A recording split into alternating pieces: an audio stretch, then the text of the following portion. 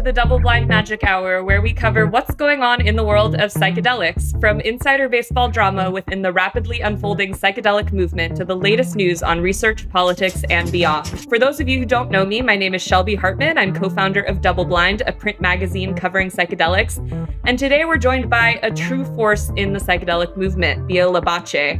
She's an anthropologist and the executive director and founder of Chacruna, a nonprofit that has led the way in terms of uplifting the voices of Indigenous people, queer folks, people of color, women, a really incredible organization that I recommend you check out if you have not heard of them. Hey, Bia, how are you? Hi, hello, everybody. Hey, Shelby, thank you for having me here.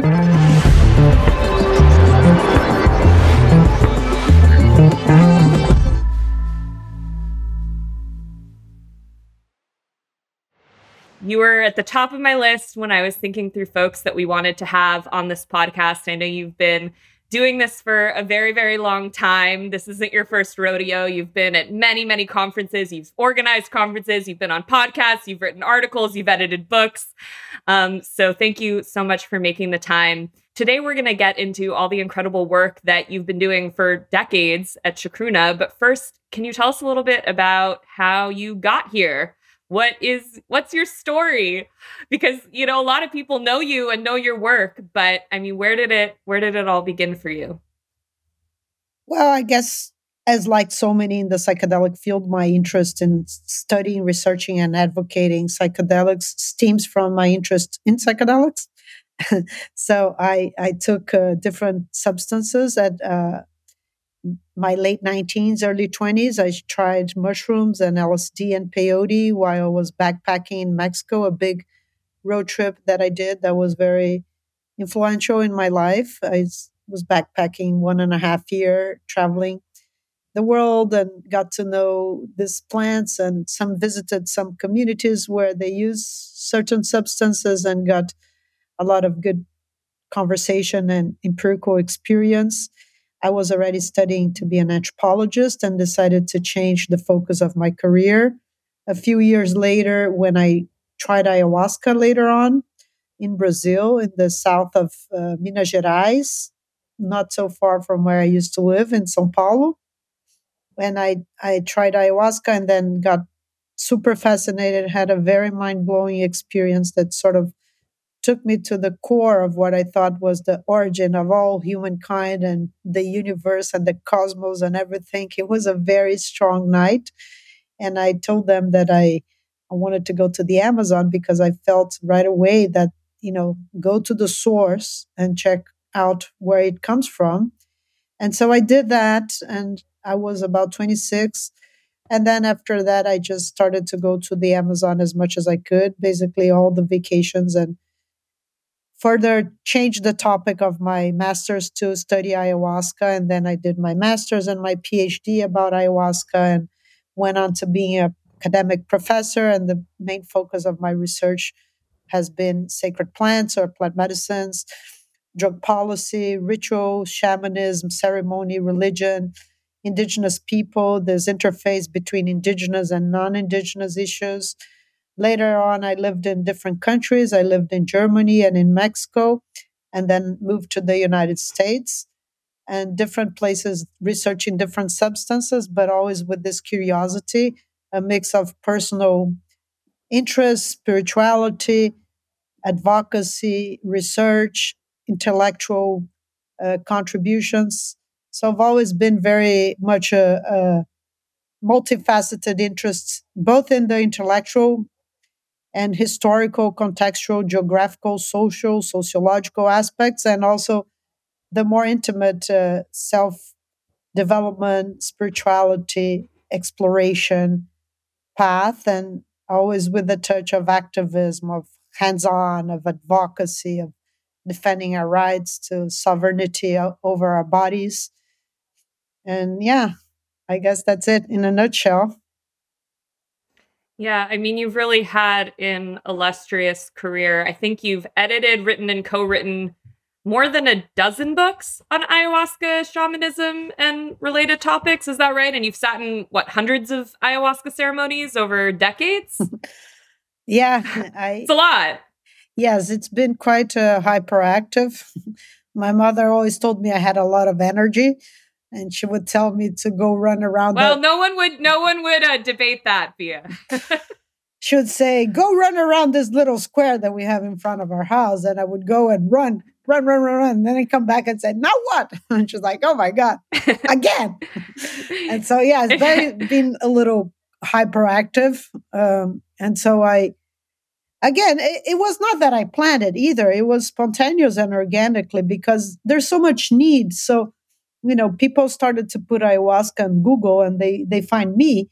And I became a kind of magnet to all kinds of things. A lot of people are really lost, like a mother whose child has this rare disease, or some, exotic person that is cultivating different plant species, and they have incredible urgent questions about the species, or a media documentary from National Geographic, or all kinds of things. I became a hub because I didn't invent this, and I'm not like a pioneer, but I would say that 20, 30 years ago it was much less known than it is now.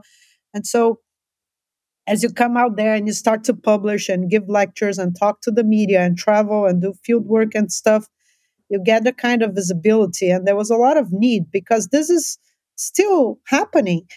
A lot of people get touched and they get their lives transformed, and they are completely involved and they don't know what to do with it. And then they're kind of like roaming around looking hungry for, information. Now they can find double blind, they can find Chacruna, and they can, when I started, there was no internet, there was no Google.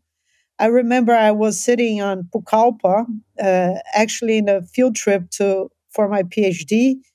I don't know if PhD, I can't remember exactly, but it was in Pucallpa, and me going to an internet house and trying to use the internet for the first time and Googling things. You couldn't Google ayahuasca like you can now. So a lot of my career, I was thrown in there. It was not like when I was 5 years old, I said, I want to be an expert on psychedelics and that's my dream. It was something that I was pulled into because the reality needed. It was a vortex of appetite, and so much emptiness in the West, and so much lack of connection, and so many people really looking for answers.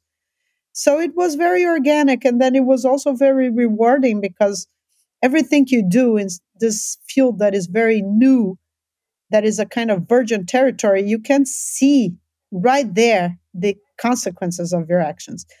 And I want to bring us back here to you and yourself. And I think you probably share, same feelings. I remember when you asked me very humbly if you could put out a little stand on our first Queen Psychedelics conference, and you carried your stack of double blind magazines, and you're like, I'm going to try to launch this out there.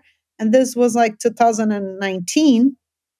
And now you're a major media company, or at least it looks from the outside. I know it's never so easy for those doing it from the inside, but you grew a lot and you have a whole, breadth of your work. And now we're on this podcast. And I think you probably experienced the same, that your development is related to the need and the public's wish. Does that make sense? Yeah. Absolutely. Absolutely. It felt like it was something that was so much bigger than us.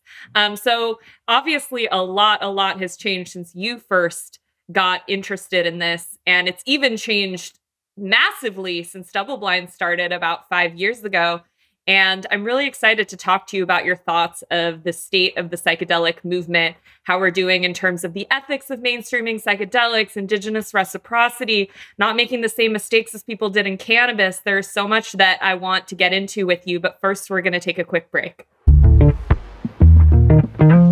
We're stoked to have Fungi as the official sponsor of the Double Blind Magic Hour.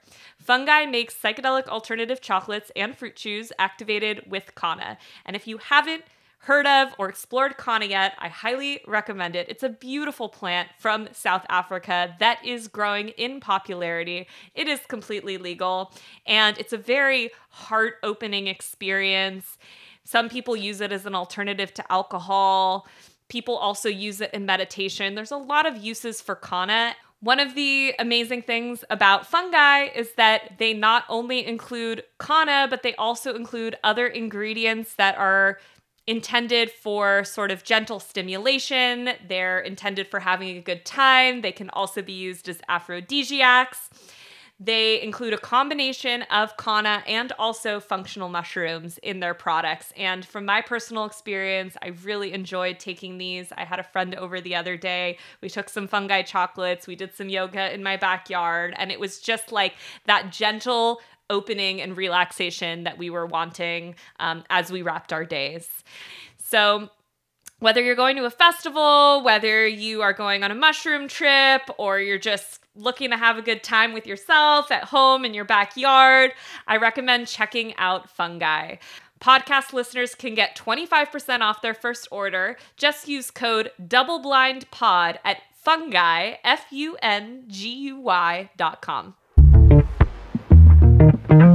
So for those of you who don't know, Double Blind began as a print magazine, and it's still at the heart of what we do. I spent my whole career as a journalist before starting Double Blind, reporting on psychedelics, cannabis, and drug policy more broadly for Rolling Stone, Vice, LA Weekly, Quartz.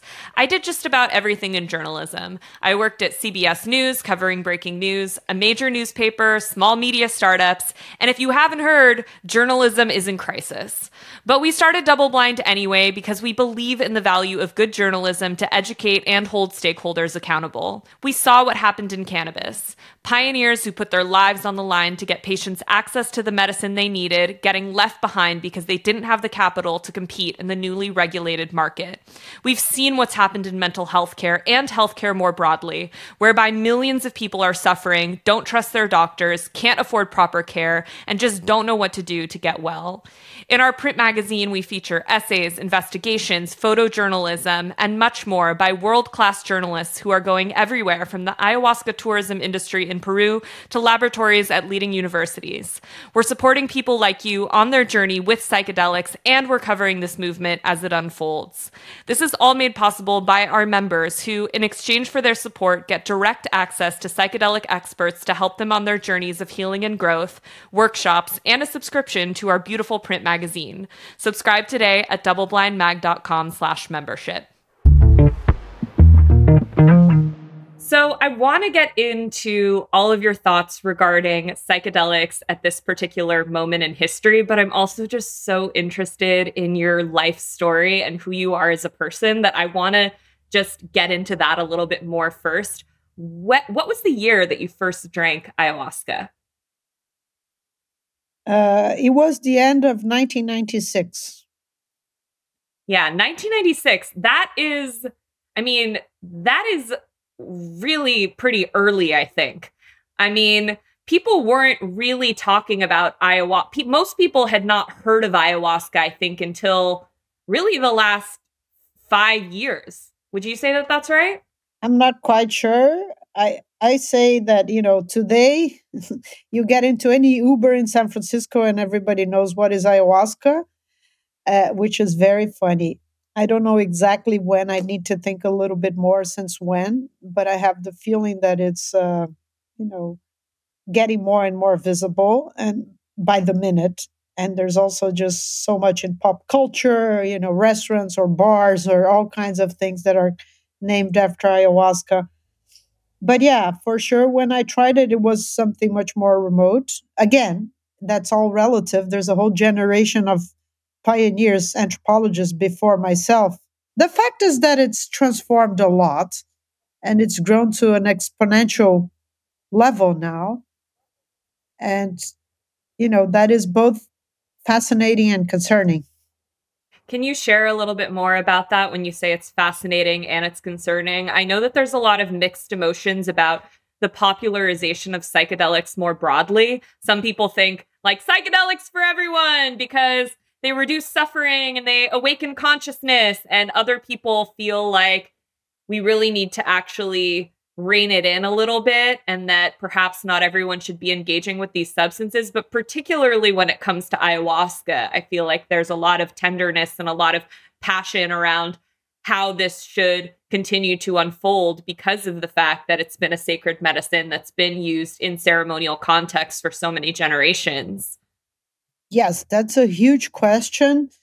I think, in a nutshell, there is this so-called project of mainstreaming of psychedelics, and there is this narrative that if only everybody had psychedelics, or if only more people had psychedelics, the world would be a better place and would have less trauma, and we would, all be better off.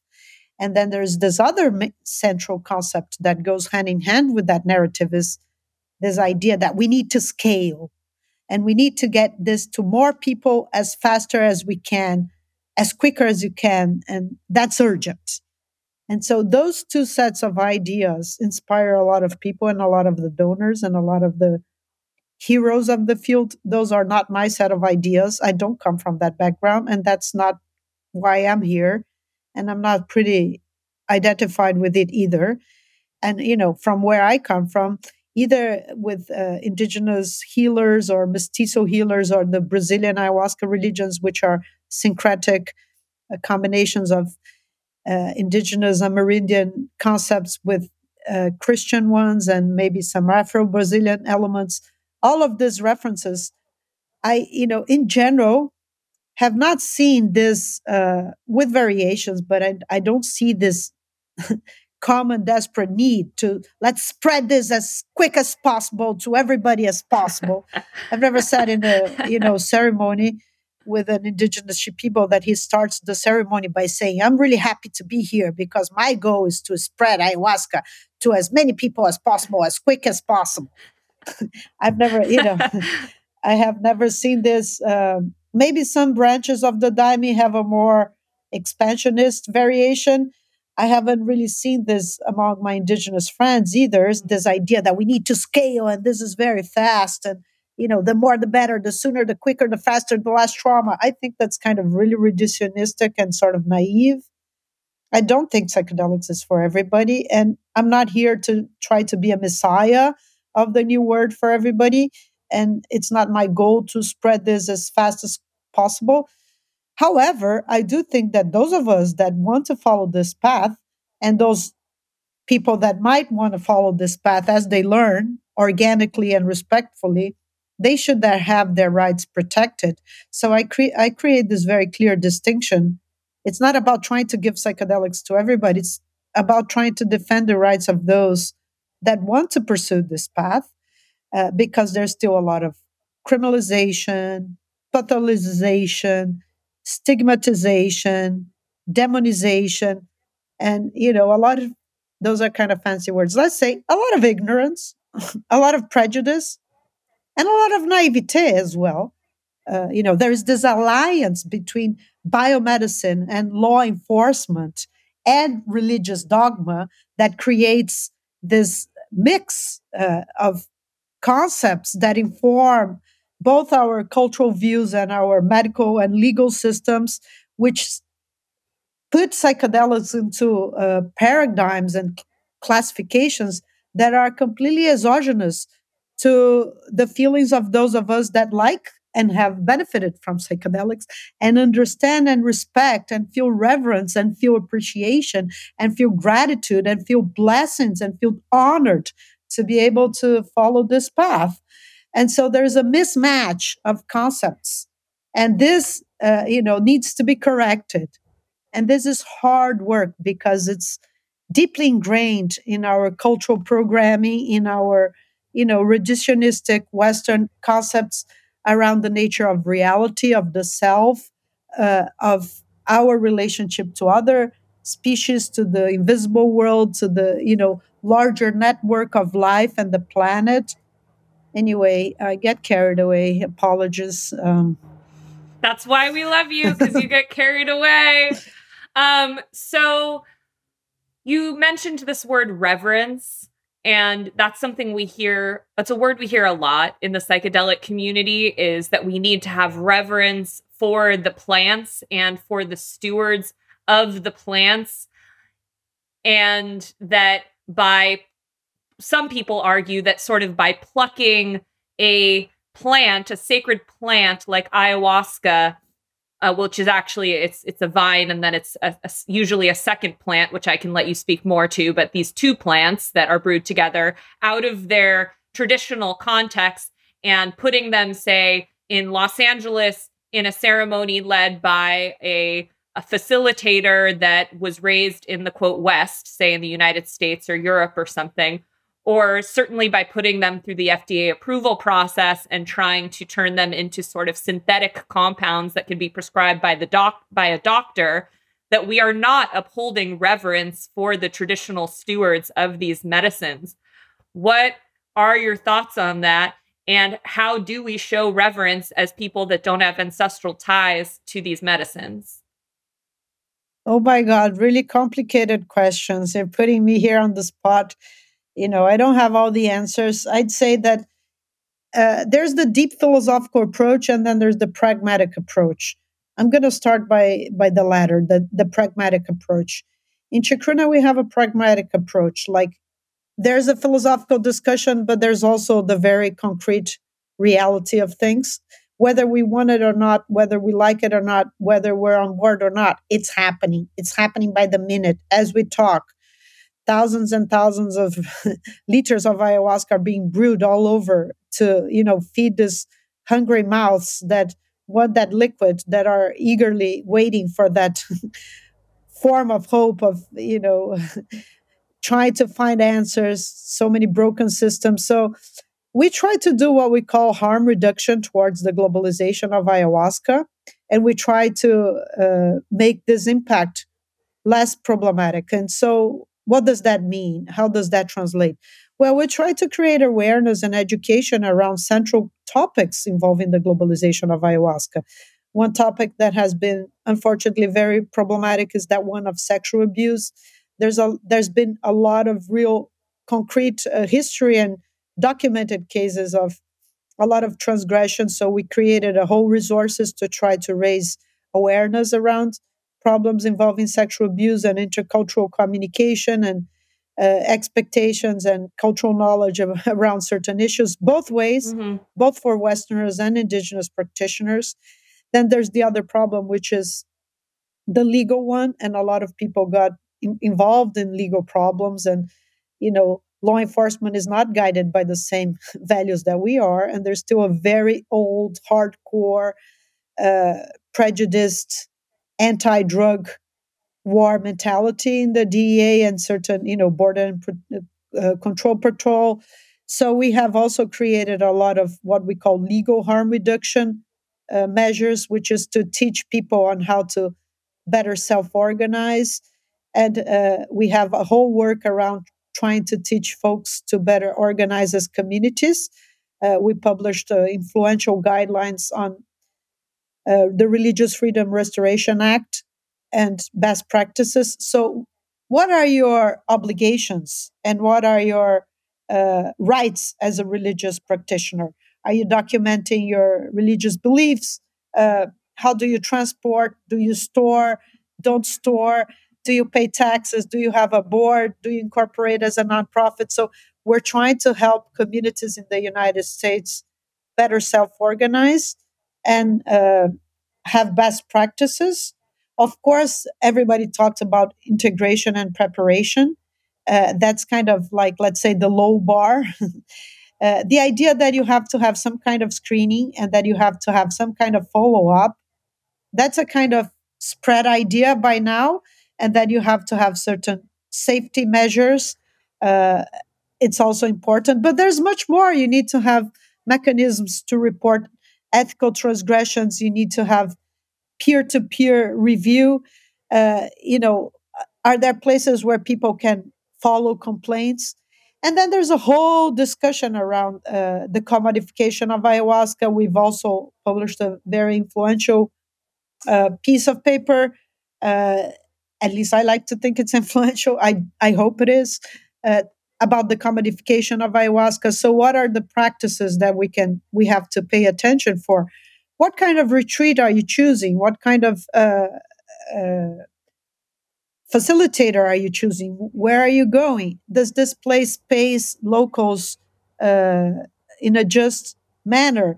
Do they tokenize indigenous people? What is that? It's like when you have a website that you have, 5 bios of the white practitioners with a lot of details, and then you have a generic photo, shaman, or you don't even have, a name, or what is the ethnicity? What is the land? What is the culture of this person? Where you go into a center, do they have any kind of acknowledgement about that culture? What are the marketing elements? Are they trying to sell ayahuasca as some sort of panacea to heal all problems and cure all kinds of things? Are they trying to push you commercial things while they serve you ayahuasca? Are they, right in the end of the retreat trying to get you into a live program that you have to commit to more things, or using ayahuasca as a means of fundraising?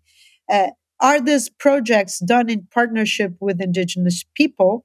Do indigenous people have a voice and a place and a power of decision? Are the white gringos telling the indigenous people how to run their ceremonies for, the Western appetite? So the whole idea around tokenization and commodification, and of course that, hand in hand goes the idea of banalization and vulgarization. What kinds of images are being poured into the internet, into this endless carousels and Instagram reels, and that machine that pours and pours and pours and objectifies people and things. So there's ways to do this. Like some retreats will have some kind of policy around photography and that kind of thing. And then there's also the concern around conservation of the plant medicines. When you're drinking ayahuasca, you're getting in touch with a being, according to this, like, a Meridian perspective, that has an intentionality, that has an agency, that has a personality, that deep inside is like a human, in the sense that it has some subjectivity that you can engage and relate to, and be in connection. So how is this relationship being treated? Are the people that are practicing, do they have proper training? Do they have a track record? Do they have a community that backs them up? Because this is also a kind of, normal phenomena. People that hop from one place to another, and they create like abuses or transgressions in one community, then they go to another, then they go to another. You can really check a group by whether there's a lot of people following this group and how many years have been people sitting together. And I got distracted. I was going to talk about the conservation. I'll come back to it. Conservation is, since you're relating to that being, what is your curiosity? Where is that ayahuasca coming from? Where was it brewed? Who brewed it? Which region? Do these people have any, that are serving you, have any intentions to planting ayahuasca or to supporting any project that plants ayahuasca? And do they have any track record of giving back?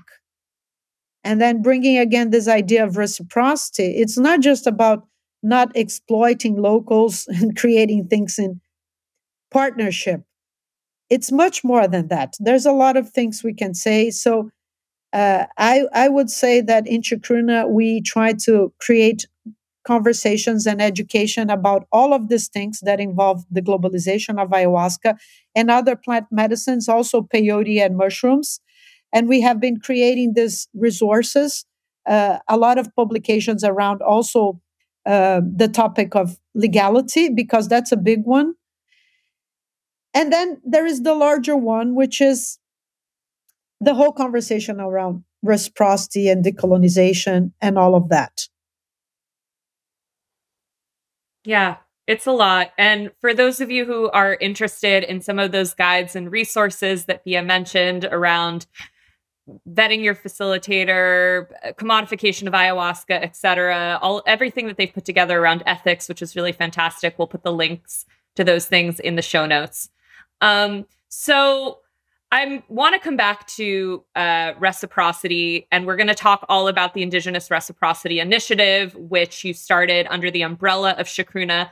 But first, I want to ask you, so we've been talking a lot, you just talked a lot about what does it mean to approach these medicines with reverence. But I know that you've also done a lot of work with queer communities, and you really sort of I want to say you pioneered this concept and this term of queering psychedelics, and you held a conference, two conferences on this now, and you've written a book about sort of the intersection of queer communities and the use of psychedelics. And we know that a lot of queer folks have found catharsis and chosen family basically doing MDMA, ketamine on the dance floor, in nightclubs.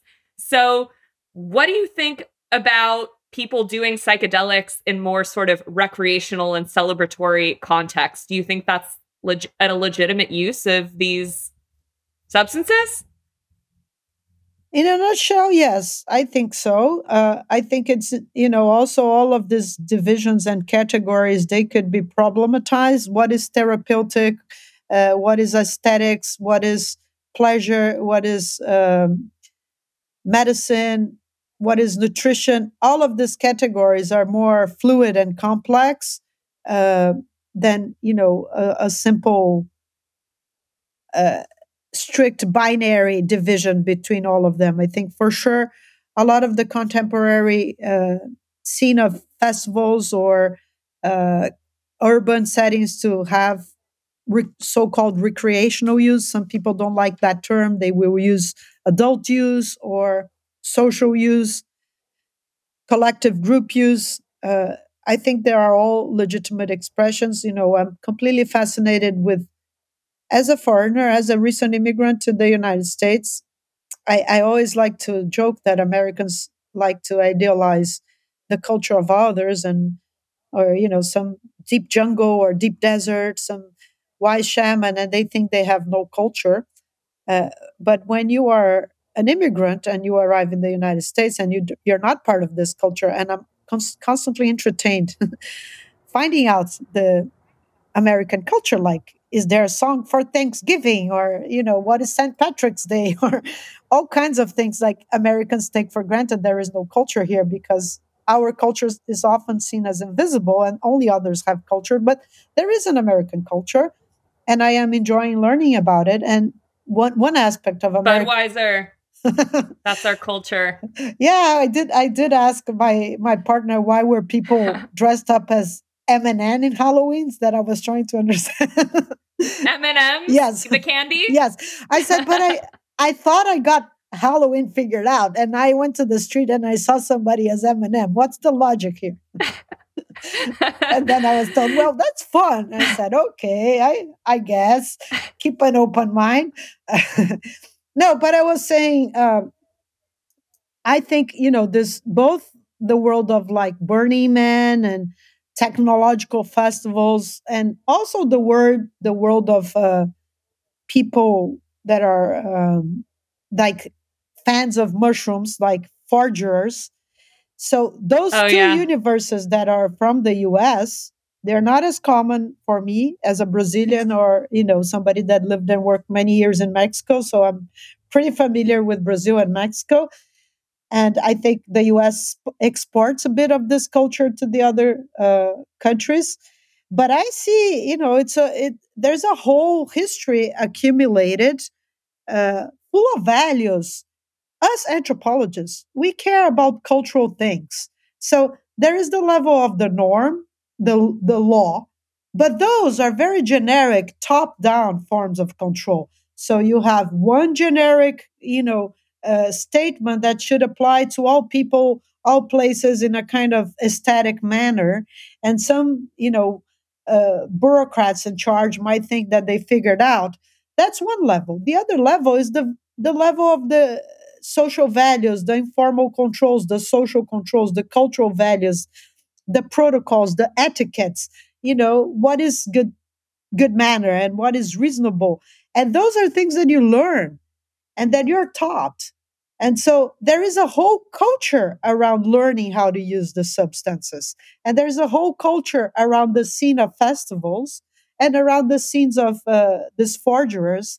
That the world of mushrooms is a good example. You have the people that are extreme experts on like the nutritious aspects, and you have the ones that are very interested in the medicinal aspects, and you have the very ones that are interested in the psychedelic aspects. And it's a whole set of relationships that hasn't been so studied, and doesn't have so much attention, doesn't have so much literature. You have also another whole world of psychedelic contemporary underground churches. It's an entire universe with people getting trained, with people sharing notes, with people having issues with each other, with people passing on leadership. And all of these settings, I think, are fascinating and merit study, merit respect, merit attention, and deserve all our interests. And again, as an anthropologist, those internalized values and systems and knowledge and etiquettes and kinships and affections and emotions that guide and regulate all of these organizations are extremely important. So, coming back to your question, there is a whole universe of queer related expression. Queer people that have been oppressed historically, that have been, rejected by families. Yesterday, it makes me emotional. I was walking with my wife in the Castro. We're like a gay couple going down to the Castro, and we took our dog and we were walking. And, there's a lot of emotions for me, like the built history of resistance, of resilience, of pride that exists in the mega, mecca of gay freedom in the world. And we're going there, like, pay our respects, shop a little, hang out a little, and just breathe the air to be here. I feel like a gay immigrant and refugee in the city because it's been normalized to a level that it is not in Brazil or Mexico. And a lot of this resilience, a lot of this pride, a lot of this self-esteem, a lot of combating internalized homophobia, a lot of going against, the legacy of systemic heteronormativity, systemic racism, systemic legacies of capitalism, of colonization, and all of those systems that oppress us has been done through queer resistance. And that is related to magic of socializing, dancing, partying, creating communities that are not often your family because a lot of people have been kicked out of their family. And I was also commenting with Clancy that there is something sad. You see a lot of queer folks like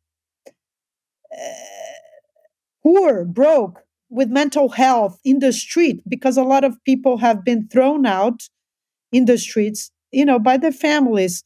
So, yes, I'm mixing a little bit everything with everything. I want to say that queer parties and queer ways of resistance have frequently involved socializing, dancing, being in these alternative communities.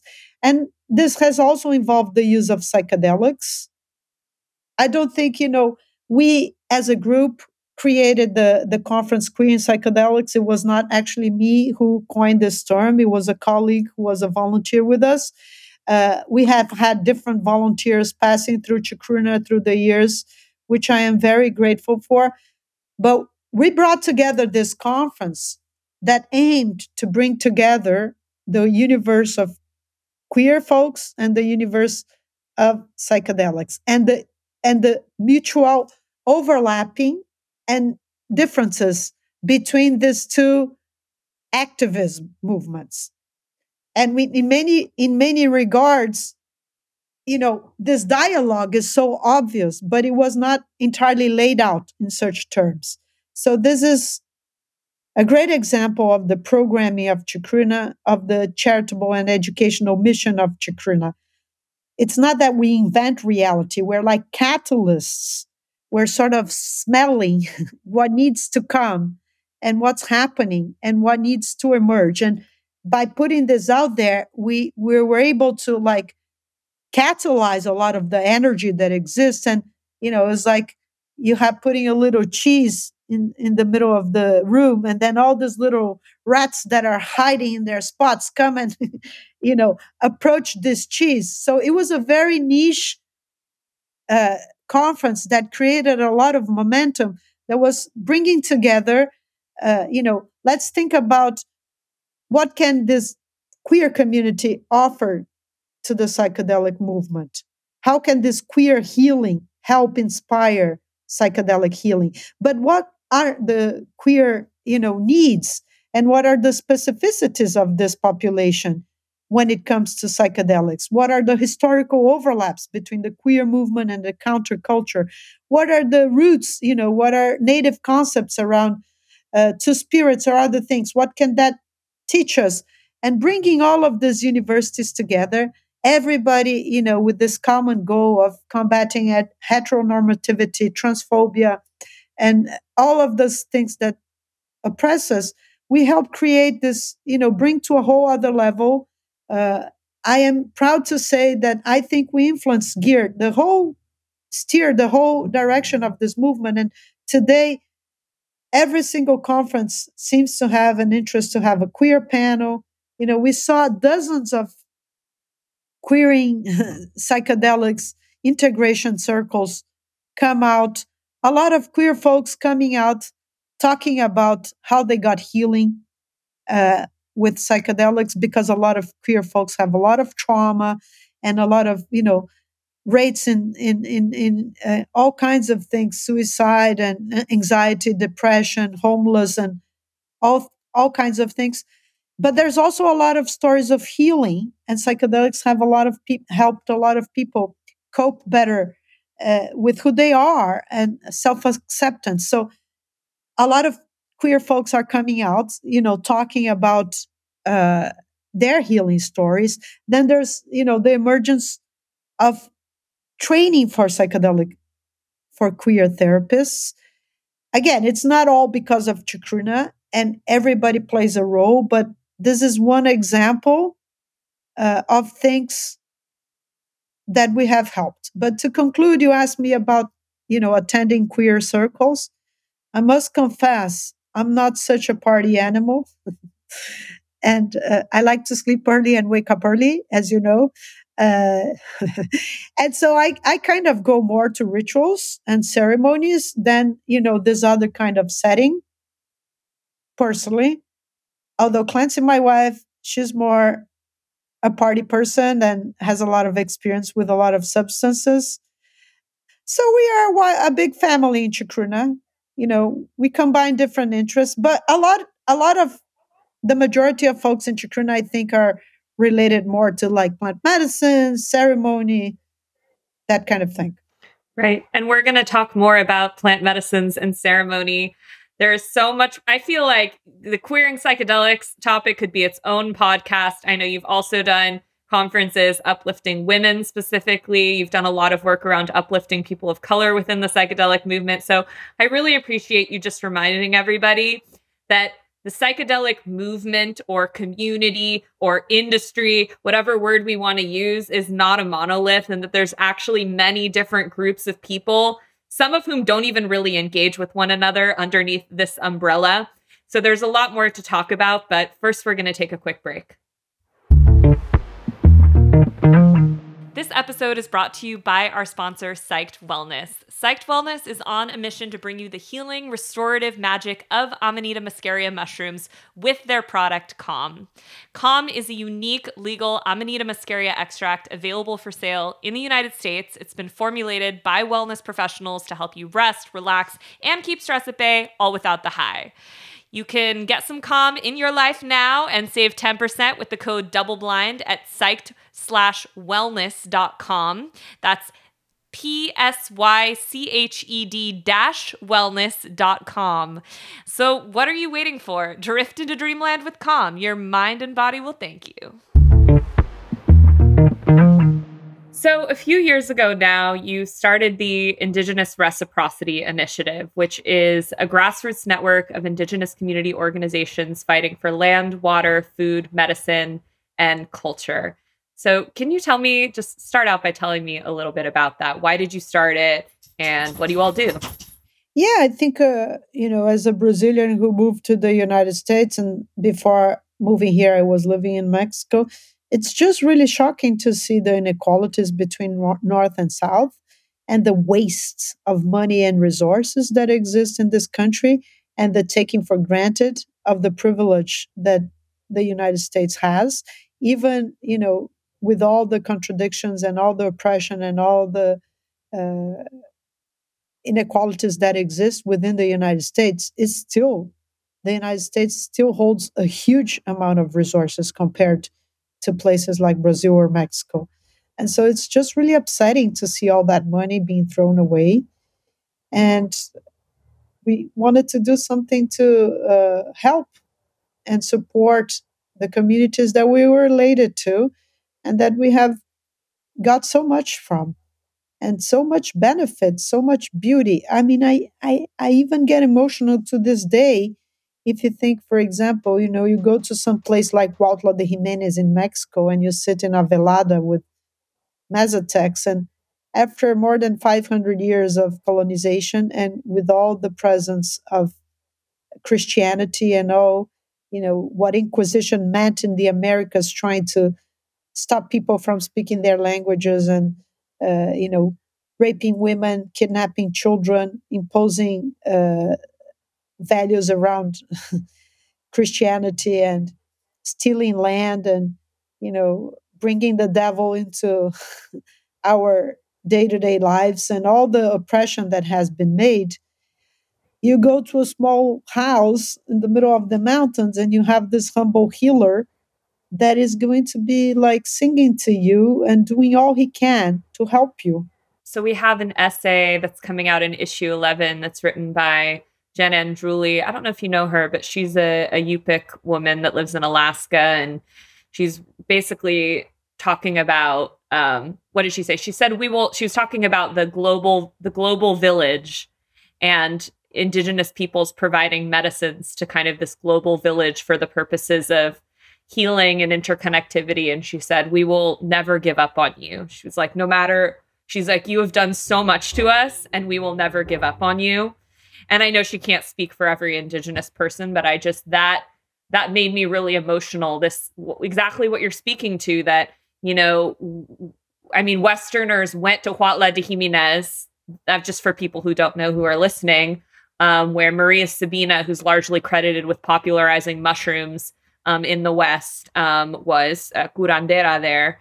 And they basically overran the town, right? That's kind of how the story goes. And then you can still go and you can sit with, these Mazatec curanderas and curanderos and find healing, despite everything we've done, despite the commodification, despite the reduction of these animate beings as they see them, these mushrooms. Yeah, I think the frontier of spirituality is kind of the last one that we're trying to conquer. But what really touches us is like wanting to give back and wanting to do something to support the ones that are in positions of less power and privilege. And so it's our very modest local response and attempt. I think we have managed to raise around $200,000 in the last years, which is not a lot, but it is something. And so what we have done is to create. We reached out. We spent about 1 year putting together this program and researching different communities. A lot of them were people that we had already contact with and knew from our previous field work and other relationships. And then we have a strong criteria of selection, which is it's not just a family and it has to be a collective. And there's also needs to be some kind of track record of what are their achievements and what have they done. They also have to have a minimal structure, such as either an email or a telephone or bank account. It can't be something entirely remote. But if it is something bigger that is already sort of connected to major big nonprofits in the global north, then we also are not working on that level because they already have support. And then we have selected different groups. I think there's some variations, but I think we're now at 17 groups in 7 countries. And then we give small grants. And our ideology is that we keep this bureaucracy to a minimum possible and trying to make it very not heavy on the ones that are receiving the grants, and also not trying to tell them what to do, like not having white savior complex, this idea of coming from bottom at top bottom and telling people what are the solutions for their problems, or making people do projects that you as a funder or as a philanthropist, as a donor, think that, that's what they should do. And you sort of have this insight that that's the path for them, which is very common in philanthropy with all the good heart and goodwill. But frequently people are coming, out of the blue, reinventing the wheel, telling others that are on the ground what they should be doing, or just having desires that are very self centered and do not match the needs of the people on the ground. We also didn't want to support just things related to psychedelics because we feel there is a kind of over fetishization of psychedelics, and indigenous people, like in the global north, care for indigenous people as long as they have cool psychedelics. So if they don't have cool psychedelics, they're not counted. Or if if they don't use psychedelics, or the psychedelics are less sexy, they lose a lot of interest. For example, tobacco is less popular than ayahuasca, let's say. Or I don't see, anybody talking about enemas and all kinds of other things that exist involving psychedelics in different areas. So there's a kind of weird selection. The few psychedelics that people kind of like more are the people that get more popular with people in the global north. And so we're not supporting just psychedelic using groups. Go ahead. Oh, I was going to say, I really appreciate you bringing that up. Go ahead and finish your thought, and then I'll. All right. So we also support different projects like, food sovereignty, or demarcation of land, or preservation of culture, music, and different things. So it's not just psychedelics, it's different topics. And it's what people are already doing. And it's for general operational grants and not specific deliverables for us. And we have a whole shtick around it, which we call decolonizing philanthropy, which we're also doing as a kind of very, very modest hope to decolonize philanthropists that give grants to us as well. Because just now, Chukruna is applying for a grant, and they keep on asking us multiple things. I think people don't understand the effort that it is to get a grant done. And, when you're a small group and a small team, every single thing is a lot of work. And I think there's, a lot of lack of cluelessness to what it means to try to do this kind of work. What does it mean to be a grassroots organization that is entirely self-funded? For example, we didn't start with any endowment from anything, any support from any university, any big check from any big player in the psychedelic field at all. So in a lot of ways, the indigenous reciprocity is also a response for what we felt as oppressed and unfairness of the millions of dollars that exist in the psychedelic field, that goes only to the pockets of few and to the project of mainstreaming and the project of medicalization, or even drug reform, which is very legitimate. But there's a lot of other good work, such as cultural issues, such as everything we've been talking about here: indigenous reciprocity, psychedelic justice, green psychedelics, protection of sacred plants and cultural traditions, decolonial reflections, culture, awareness, knowledge. All of this needs to be funded as well. It is part of the psychedelic ecosystem. Right. I appreciate you saying that. So I want to go back to, firstly, I want to say, for folks who don't know and who have been sort of on the sidelines paying attention to the mainstreaming of psychedelics, that there have been hundreds of millions of dollars invested in for-profit psychedelic companies that are basically trying to pharmaceuticalize psychedelics and take various psychedelic compounds through the FDA approval process so they can be prescribed by your doctor. And there's a lot of ethical conversations that Bia and I could have around that, probably for another time, because it's going to take us down a whole rabbit hole that's a separate conversation. But it's to say that that is where most of the money is going, not to nonprofits like Chacruna that are uplifting Indigenous folks and a lot of other people who have utilized psychedelics for a long time for healing and other reasons, and have played an important part in sort of the development of psychedelics as a cultural history. But I want to go back for a moment. You were saying you decided with the Indigenous Reciprocity Initiative to not just support Indigenous communities that have ties to psychedelics or psychedelics that people think are sexy. And I think that that's something really important to highlight, because in the psychedelic industry, so to speak, more and more we are hearing this term of Indigenous reciprocity, which I don't think we've actually really defined yet in this podcast. But basically, it means you use psychedelics or plant medicines, and it's your responsibility to give back to the communities and stewards that have preserved the knowledge around these medicines for many generations. And how do you do that? And it's not, perhaps it's not as simple as, I use mushrooms, so I'm going to donate money to a Mazatec community in the Huautla de Jimenez region that is preserving the knowledge around mushrooms, because there are Indigenous communities all around the world, right, that need support. So when someone is asking themselves, they're using psychedelics, they want to be a mindful psychedelic user, they want to engage in Indigenous reciprocity. Yes, write a check to the Indigenous Reciprocity Initiative, but also how do you encourage people to think about this concept and to engage in it? Yeah, that's a really good question. I think we just start by, acknowledging that the idea of reciprocity is something that you can apply to all spheres of life.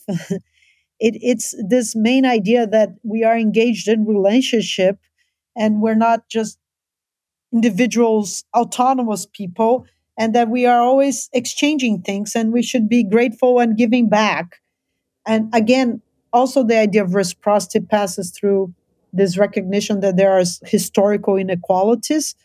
It's the same discussion about, race or gender. Like a lot of people that come from these majorities, either heterosexual or white or, from the global north, when you start to talk about minorities, they think it's like reverse racism. Why do you have to talk about gay people? Why do you have to talk about black people? Why do you have to talk about indigenous people? I don't see race. I don't see color. We are all the same. That's, ultimately we are all the same, and ultimately we are all part of the big human race or family. But there are historical inequalities that have been oppressing some for centuries. And so, as much as in theory we should all be the same, in practical terms, we're not, and there are differences. And so, these minorities deserve special rights and protections. And it's a way to acknowledge and compensate for that. And so the work of reciprocity is very much related to what we're calling in Chacruna psychedelic justice, which is, recognizing mainly gender and race, but also capitalism and class as central factors in the experience universe and in the psychedelic universe. All of this needs to be accounted and taken into account. So queer, race, gender issues, race issues, class issues, all of these minorities have been oppressed historically and depart from different positions of power. And the idea is that you have to elevate these minorities and compensate for that historical asymmetry. So reciprocity is not just, I give you something and you give me back. It's the idea that you're giving something because you already took a lot. And that is the difference. Because because there is a history of oppression, there is a history of inequality, there is a history of certain groups having more power and privilege than others, then you're trying to recompensate for that. And so in Chacruna, we're trying to elevate these voices, elevating these minorities, elevating the voices of Black folks, of Indigenous folks, of women, of queer people, of people from the global South, of immigrants, and trying to rewrite the narratives that this field tells itself. Because the story the field tells itself, it's a reductionistic story that departs from a certain white, male-centric, Anglo-American centric, Right. heteronormative centric, biomedical centric. And you're talking about kind of the narrative of in the 50s, the research into psychedelics started, and then, there was the counterculture, and then Nixon shut it down, and now we have the psychedelic renaissance and Tim Leary, and that's kind of what you're talking about when you refer to that? Yes, Shelby. Fortunately, my interviewer is very gifted and she knows exactly what I'm talking about. And thank you for breaking it out for your public, but that's exactly what I'm talking about. And so it's white guys that did acid and then became the heroes. Yes, and also the scientists. The scientists are the ones, are heroes that are going to vindicate the very idea of a renaissance, because as if, all over the planet, this has never stopped. It's not a renaissance. Again, let's talk about the Shipibo. Is he living a renaissance? It's not a renaissance. This has existed for a long time and will continue to exist despite the fads of the West. So yeah, that narrative. And so there's other ways to tell this story. And all of this is like, okay, Albert Hoffman, the inventor of LSD. But what about that woman that was there with him, that she took it as well? Does anybody knows about that? It's like, who climbed the Himalayas, right? This big hero guy. But what about the local people that live there that go up and down all the time? It's like there's a story and a way to tell this story, and Chakruna is helping mess it up. Like, let's confuse this, and that's problematize it. I love that. What about the person that goes up and down the mountain all the time in his flip flops? Probably. No, but I know that because at a early age, I dated this guy who was actually climbing mountains, and he was the one telling me about all of this, and it's very interesting. This guy actually ended up dying, unfortunately, climbing a mountain. But yeah, this whole idea of the heroes, the people that do. But coming back, so trying to rewrite the narrative that this field tells itself. So telling this story from a different angle. Imagine everybody's in a room and each person is on a party. Each person has a perspective. The reality is common to that group. Or sometimes people are not in the same room. It's like, what is even this field? And who gets to determine what it is? And who's a part of this? And who's not a part of this? And so we're trying to bring more together, create these bridges between North and South, between the world of ceremony, ritual, religion, Indigenous people, and the world of psychedelic science, psychedelic therapy, between the world of English speaking and non-English speaking people, between the world of the plant medicines and the synthetics, and all these common threads that bring us together in this so-called psychedelic community, and advancing this idea of reciprocity is central to our mission. And it starts by acknowledging that we're not the first people here inventing everything. And it's also incredibly interesting that even just saying, like, let's acknowledge that Indigenous people have a pioneering role, you're going to have a lot of people upset and saying, well, she's not considering the Western roots of the psychedelic movement, and she didn't mention Greeks or this. No matter what we say on Instagram, we get into trouble. If Double Blind says we need to respect, we need to uphold reverence for the Indigenous stewards of plant medicines, we have people saying, but what about all the white guys who's like Shulgin, who synthesized MDMA, and Hoffman, who synthesized LSD? And if we talk about the Westerners who synthesize the compounds, then we have people saying, but what about the Indigenous people who have been using the plant medicines for generations and generations? It's like, you can't win. And how do you hold the reality that there have been multiple stakeholders across different cultures, across time? It's all true. Yes. And I think that, the people that normally have more trouble with these kinds of statements are not the minorities. If you tell a bunch of gay people or Black folks, let's do a Black only or queer only circle, it's going to be very hard that they protest you and say, oh, yeah, that's really bad. Like the groups that are oppressed and there are minorities, they understand the importance of the spaces. and they understand that, they're normally invisible. I think it's kind of funny when, you know groups that are in position of power uh, have a hard time understanding that it's time for others, and that we sometimes we have to just be silent. And this is also part of this whole idea of reciprocity, because there is a limit to this, that the best thing is just to be silent and remove yourself out of the center, and just be an ally. So just stand in solidarity with indigenous people.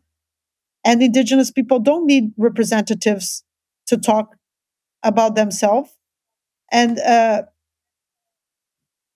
asking to be in positions of power, in positions of leadership.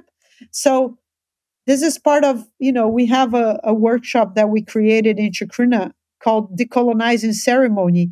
And we're asking people to consider what is the best way to be in solidarity with indigenous people.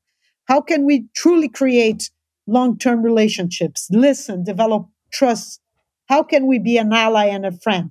And this passes a lot through having personal relationships and having personal friendships and engaging in things that are non-transactional. We're suggesting that people cultivate a bit of love for their own roots, learn who their ancestors are, and learn about the history where they come from. That's important. Start to acknowledging who you are, your race, your history, your power, your privilege, your roots, but learn also about the lands they are standing on, about the local stewards of that land, the local names of that land.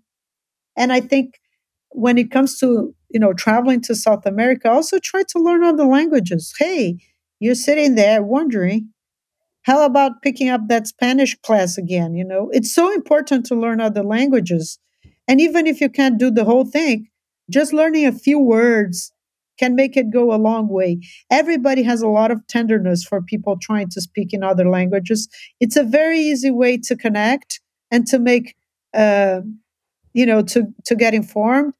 And alas, I am an anthropologist, something that maybe is not very useful and you never get paid for anything. But I believe in culture and I believe in identity. I believe in the importance of studying, of reading, learn about other cultures, learn about other lands, learn about other history. What are the names of the people? What is the language? What is the branch of language? And then also just don't think that indigenous people are there just to talk to you about psychedelics. They are people like you. Do you only talk about psychedelics? Like indigenous people have a lot of things Well, that are interesting. some people only do talk about psychedelics, but Well, I think the main idea is to try to think of what that the people you're visiting need, and not centering just your own needs, but the needs of the locals, and to just have some common ideas around respect, hospitality. Remember, you're a guest, and you're there to learn. And there's also some wisdom in just like cultivating silence and observing and being quiet and trying to make friends. Another thing that indigenous people often tell us is like they're engaged in a lot of political struggles. So what are the struggles that they are involved in? What are their needs? How can you support their right for sovereignty and self-determination? Another thing to do is to read the declarations that indigenous people have written to the indigenous field, to the psychedelic field. We published a lot of them in Chakruna. There has been a lot of different declarations that have been put forward. And also, if you're a researcher, are you doing any kind of research that is community based? Did you ask the community what kind of research they need? How can you, as a researcher, support that? And of course, there is the whole discussion around informed consent, the need to ask permission and understand that this consent can be withdrawn at any time. So, to conclude in a nutshell, because as you see, I speak a lot, just imagine if we had the millions and millions of dollars that are being poured into medicalization, into psychedelic startups, into the blossoming of 1 billion LinkedIn experts on psychedelics per minute, on coaches and facilitators and integrators and everything that is popping up by the second, new orgs by the minute, new experts by the minute. We get a little tiny of that funding to discuss all of these topics that Chacruna has been in the forefront, helping pioneering. Yeah, it's hard to imagine. I mean, I am glad to see that there's conversations happening about these topics at all. And I know that Chacruna is largely to credit for that. But there's also, I mean, as you know, but I don't know how many of our listeners are aware, there's also so much happening around the business of psychedelics, like conferences where you find investors and entrepreneurs, and there's no mention of Indigenous people or stewards or anything that we've been talking about today. So, and you know, and we're just at this moment, it does feel like we're at this kind of crossroads in psychedelics, like we were with cannabis maybe a decade ago, where it's like, are we going to center these conversations and entangle them within the larger conversations around the medicalization of psychedelics? Or are we going to see that the medicalization of psychedelics and the money being put towards drug development is going to grow and grow and grow and grow, and the conversations around ethics and Indigenous use, et cetera, is going to just kind of hang out on the periphery? And, you know, at Double Blind, we really hope that that doesn't happen. So we want to encourage everyone, again, to go check out Chacruna's work, Indigenous Reciprocity Initiative's work. And Bia, I know you're charging us by the minute joke for everyone. Inside joke. She's not really charging us by the minute. But, you know, perhaps if we're so lucky, we'll have you back again, because there's so much more to talk about. But I think that for now, that's kind of all of the time that we have. Bia, I'm wondering, before we wrap up, will you join us for a short meditation? Yes, I'd love to.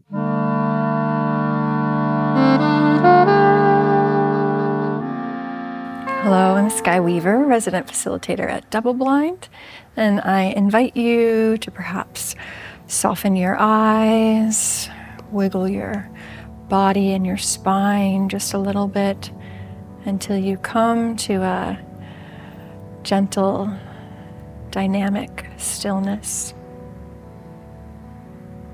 And perhaps noticing the breath as it comes into the body. Feeling your feet or your seat beneath you.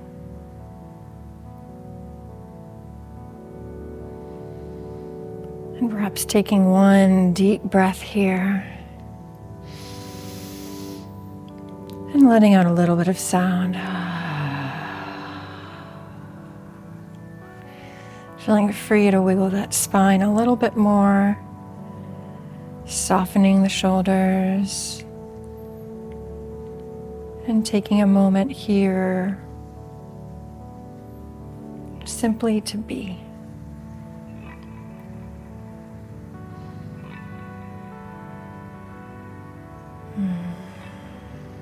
That's it, right there. And taking a deep breath in, beginning to call yourself back into your body. Perhaps bringing a smile to your face and gently allowing your eyes to open. Welcome back.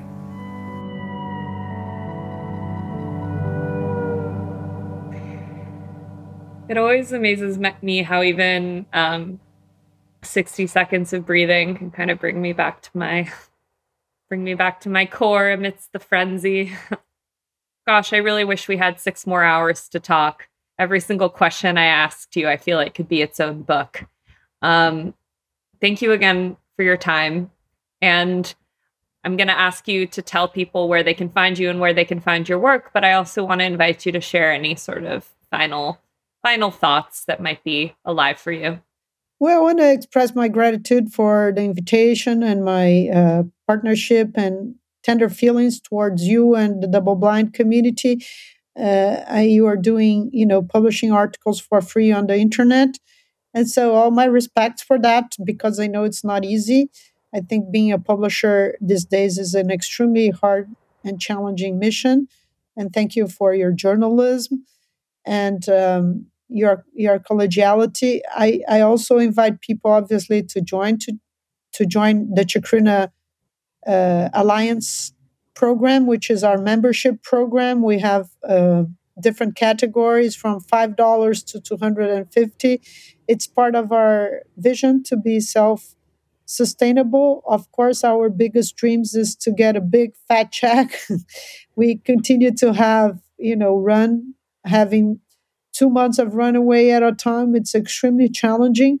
But we're also interested in anything, in friendship, connections, that's what we call a lifestyle business. We're doing this because we believe in it, because it's important for us, and because we care. So we're interested in kindred spirits, and people have different gifts and different things they can bring to the mix. We also have space for volunteers and for interns. We do events online, and we have our social media. So support, by following us and participating. If you can be a member and collaborate, that is welcome. And we're also just interested in helping empower everybody to be a seed of transformation. We're just creating this new slogan that was for our conference that we held in the Bay Area in April, which is cultivating roots for cultural change. So this idea that we have our roots to look for, and these roots can, be inspiration for the future. Quoting our friend Aito Krenak, and we also have a T-shirt with his phrase, with his blessing: "The future is ancestral." This idea that you can look for, you don't have to go always faster and quicker towards the future, but we have a lot of legacy from our ancestors, our traditions, our lands, our people that can inspire us and help us create this cultural change, create social justice, create a world that is more just and equitable, and engage in transformation, but also with transformation and social justice, and keeping compassion, keeping the love, keeping the good humor. So we are not part of a toxic cancel culture movement. We are part of a truly social justice movement that involves also, doing things in ways that are not toxic and keep the good humor on, which is our Latin contribution, I think, to this field. Sometimes people take everything very seriously, and we also need to keep the tales and the good mood on, the good humor. And so, I thank everybody for listening, and thank you, Shelby, for your friendship. Yeah, and where can people find you and Chacruna? We have our site, chacruna.net, and then we also have our site from the Chacruna, from our Indigenous Reciprocity Initiative, and we have a third site, which is our Chacruna Latino America. We do stuff in English and Portuguese, and we are on social media, all of it, so you can join. And what's the social media handle for people that want to follow you? I think Chacruna? I don't know. Okay, well, we'll put it in the show notes. Thanks again, Bia, and it was a really great conversation, and I hope we can do it again. Thank you. Bye, everybody. Thanks so much to everybody for listening. And if you want to reach out to us, you have thoughts about what we talked about today, you have suggestions about who should come on, there are many ways to hit us up. Email us at magichour@doubleblindmag.com or visit us at Double Blind Mag on TikTok, Twitter, YouTube, Instagram, Facebook, all the socials. I also want to give a shout out to the amazing folks at Human Content who are producing this podcast and helping make it possible. They do a lot of great podcasts other than this one, so if you're an audiophile, check them out on Instagram and TikTok at Human Content Pods. Thanks to all of the great listeners leaving wonderful feedback and awesome reviews. If you subscribe and comment on your favorite podcasting app or on YouTube, we might give you a shout out. You can watch full video episodes of this every week on our YouTube channel at Double Blind.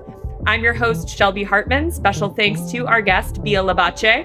Our executive producers are Aaron Corney, Rob Goldman, Shanti Brooke, and Alex Field from the Double Blind team, who also edits the show. Our engineer is Jason Portizo. To learn about our Double Blind Magic Hour program disclaimer and ethics policy and submission, verification, and licensing terms, you can go to doubleblindmag.com/magic hour. Double Blind Magic Hour is a Human Content and Double Blind production. Now let's take you out on Agua de Estrellas by Sage and Sun. Tus ojos de agua infinita se bañan las estrellitas, mamá. En tus ojos de agua infinita se bañan las estrellitas, mamá. Agua de luz, agua de estrellas, Pachamama, viene del cielo. Agua de luz, agua de estrellas, Pachamama, viene del cielo. Limpia, limpia, limpia corazón, agua brillante, sana, sana, sana corazón, agua bendita, calma, calma. Thanks for watching. And if you're thinking, gosh, I really need more Double Blind Magic Hour in my life, well, you can start listening now by clicking on that playlist button right over there. New episodes are out every Monday, so please subscribe and join us each week on YouTube and wherever you get your podcasts.